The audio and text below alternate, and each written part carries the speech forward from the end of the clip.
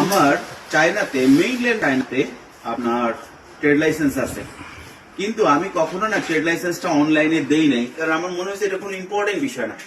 কিন্তু গত কয়েকদিন ধরে দেখতেছি অনেকেই পোস্টে কমেন্টস করতেছে, ভাই আপনি বলেন লাইসেন্স আছে, আপনার তো মনে হয় লাইসেন্স নাই।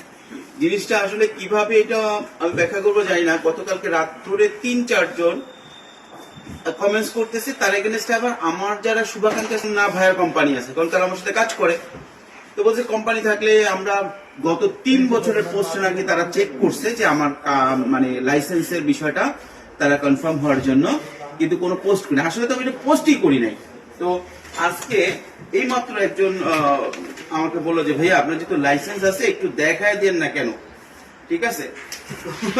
আমি আজকে ব্যাংকের কাজের জন্য বেরিয়েছিলাম, এই যে লাইসেন্স, এবং এখানে আপনার ডেটটা দেখতে পারেন, এই যে দেখেন ডেট কবে, ফেব্রুয়ারির ডেট। কিন্তু মজার বিষয় হচ্ছে এটা আমার সেকেন্ড লাইসেন্স, আমার আরেকটা লাইসেন্স আছে পার্টনারশিপে, এটা আমার নিজের পার্সোনাল নামে লাইসেন্স।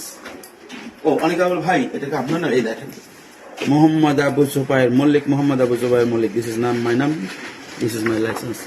তো এটা আসলে পোস্ট করার কি আছে আমি জানি না, আপনারা যেহেতু বারবার বলতেছেন তাই দেখাই দিলাম। Thank you.